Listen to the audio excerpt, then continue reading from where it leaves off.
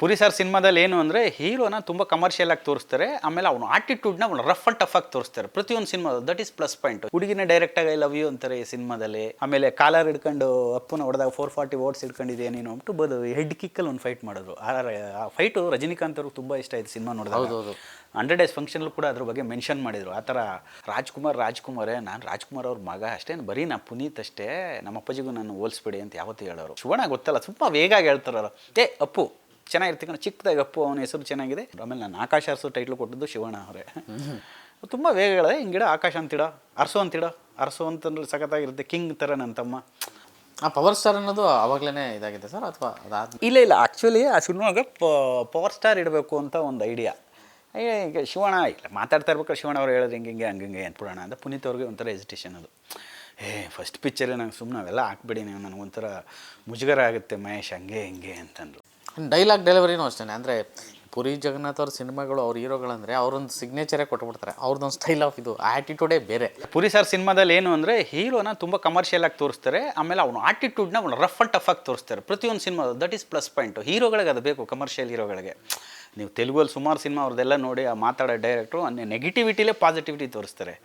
ಹುಡುಗಿನ ಡೈರೆಕ್ಟಾಗಿ I love you ಅಂತಾರೆ ಈ ಸಿನಿಮಾದಲ್ಲಿ.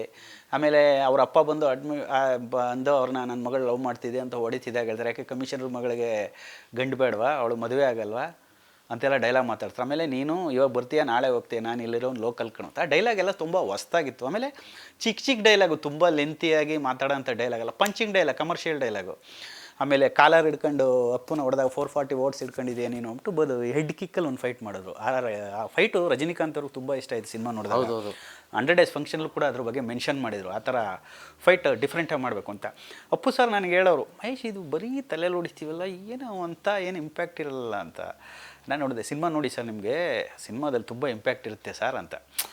ಅವರು ಸಿನಿಮಾ ನೋಡ್ಬಿಟ್ಟು ಆ ಗಿಫೆಕ್ಟು ಆ ಕಿಕ್ಕೆಲ್ಲ ನೋಡ್ಬಿಟ್ಟು ಮಹೇಶ್ ಎಷ್ಟು ಸೂಪರಾಗಿದೆ ಮಹೇಶ್ ಅಂದರು. ಡಬಲ್ ಪಾಸಿಟಿವ್ ನೋಡ್ಬಿಟ್ಟೆ ತುಂಬ ಖುಷಿಯಾಗ್ಬಿಟ್ರು ಅವರು. ಅದು ಎಲ್ಲ ಕ್ರೆಡಿಟು ಪುರಿ ಜಗನ್ನಾಥ್ ಸರ್ಗೆ ಹೋಗಬೇಕು. ರಜನಿಕಾಂತ್ ಅವ್ರದ್ದು ವಿಷಯ ನೀವು ಪ್ರಸ್ತಾಪಿಸಿದ ಒಳ್ಳೆದಾಯ್ತು. ಅಂದರೆ ಅದು ಇದರಲ್ಲಿ 100 ಡೇಸ್ ಫಂಕ್ಷನ್ ಅಲ್ವಾ, ಒಂದು ಸಿಂಹದ ಮರಿ ಬಂದಂಗೆ ಆಯಿತು ಅಂತ. ಅಂದರೆ ಆ ಬಹುಶಃ ಅಷ್ಟು ಚೆನ್ನಾಗಿತ್ತು. ಅಂದರೆ ತುಂಬ ನ್ಯಾಚುರಲಾಗಿ ಆ್ಯಕ್ಟ್ ಮಾಡಿದರು. ಆಮೇಲೆ ಎಲ್ಲೂ ಅತಿರೇಕ ಅನ್ನೋದಿರಲಿಲ್ಲ. ಆಮೇಲೆ ಇನ್ವಾಲ್ವ್ಮೆಂಟ್ ತುಂಬ ಇತ್ತು ಅಪ್ಪು ಸರ್ಗೆ.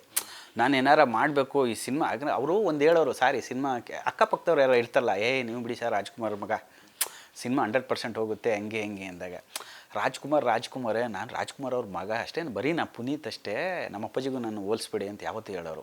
ತುಂಬ ಭಯ ಇತ್ತು ಅವ್ರಿಗೆ, ಅಕಸ್ಮಾತ್ ಈ ಸಿನಿಮಾ ಏನಾದ್ರು ಹೆಚ್ಚು ಕಮ್ಮಿ ಆಗ್ಬಿಟ್ರೆ, ಓಡದೆ ಹೋಗ್ಬಿಟ್ರೆ ಅನ್ನೋ ಒಂದು ಚಿಕ್ಕ ಫೀಲ್ ಇತ್ತು ಅವ್ರಿಗೆ. ಬಟ್ ಅವರು ತುಂಬ ಎಫರ್ಟ್ ಹಾಕಿದ್ರು, ತುಂಬ ಡೆಡಿಕೇಶನಿಂದ. ಪಾಪ ಏನು ಹೇಳ್ಕೊಡ್ತಾರೆ, ಪ್ರತಿಯೊಂದನ್ನು ಫಾಲೋ ಮಾಡ್ತಿದ್ರು. ಏನು ಹೇಳ್ಕೊಡ್ತೀವಿ ಈಗ ಡೈರೆಕ್ಟ್ರ್ ಏನಾರು ಸ್ವಲ್ಪ ಕನ್ಫ್ಯೂಷನ್ ಆಯಿತು ಅವ್ರಿಗೆ ಹೇಳೋಕ್ಕೆ, ಅಂದರೆ ಡೈಲಾಗ್ ಇಲ್ಲ ಲ್ಯಾಂಗ್ವೇಜಲ್ಲಿ ಬಂದು ನಮ್ಗನ್ನು ಕೇಳೋರು. ನಾವು ಮತ್ತು ನಮ್ಮ ಪ್ರಕಾಶ್ ಅಂತ ಅವ್ರು ಇದ್ದು ಇಬ್ಬರು ಅವ್ರಿಗೆ ಮ್ಯಾನಿಪ್ಯುಲೇಟ್ ಮಾಡಿ ಹೇಳ್ಕೊಡ್ತಾಯಿದ್ದು, ಹಿಂಗೆ ಸರ್ ಹಿಂಗೆ ಮಾಡ್ಬೇಕು, ಹಿಂಗೆ ಅಂದರೆ ಆಫ್ಟರ್ ಲಾಂಗ್ ಟೈಮ್ ಆ್ಯಕ್ಟ್ ಮಾಡ್ತಿದ್ರಲ್ಲ ಅವ್ರಿಗೆ ತುಂಬ ಅದನ್ನೆಲ್ಲ ಫಾಲೋ ಮಾಡೋರು ಅವರು. ಇಂಥದ್ದು ಮಾಡಲ್ಲ ಅಂತಿಲ್ಲ, ಹಿಂಗೆ ಹೇಳಿದ್ರೆ ಹಿಂಗೆ ಮಾಡಿ ಸರ್ ಅಂತಾರೆ, ಪಟ್ ಅಂತ ಹಂಗೆ ಮಾಡೋರು.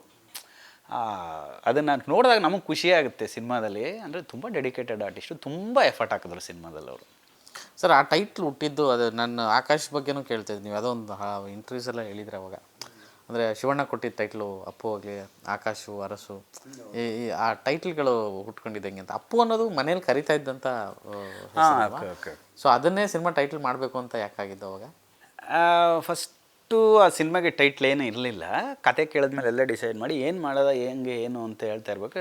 ಶಿವಣ್ಣ ಗೊತ್ತಲ್ಲ ತುಂಬ ವೇಗಾಗಿ ಹೇಳ್ತಾರಲ್ಲ, ಅಪ್ಪು ಚೆನ್ನಾಗಿರ್ತೀವಿ ಚಿಕ್ಕದಾಗಿ ಅಪ್ಪು ಅವನ ಹೆಸರು ಚೆನ್ನಾಗಿದೆ, ಹೇಳೋದಕ್ಕೆ ಈಸಿಯಾಗಿತ್ತು, ತುಂಬ ಕಲೋಕಿಯಲ್ ವರ್ಡು, ಭಾಳ ಬೇಗ ಜನಕ್ಕೆಲ್ಲ ರೀಚ್ ಆಗುತ್ತೆ, ನಮ್ಮವನು ಹುಡುಗ ಅಂತ ಅನಿಸುತ್ತೆ ಅಂತ ಅದನ್ನು ಸಜೆಸ್ಟ್ ಮಾಡೋದು. ಅದು ಹೇಳಿದ್ಮೇಲೆ ಅಪ್ಪಾಜಿ ಮತ್ತು ವರದಾಣ ಅವರು ತುಂಬ ಚೆನ್ನಾಗಿದೆ ಇದೇ ವರ್ಡು ಅಂದರು. ಆಮೇಲೆ ನಾನು ಆಕಾಶ ಅರಸು ಟೈಟ್ಲು ಕೊಟ್ಟಿದ್ದು ಶಿವಣ್ಣ ಅವರೇ.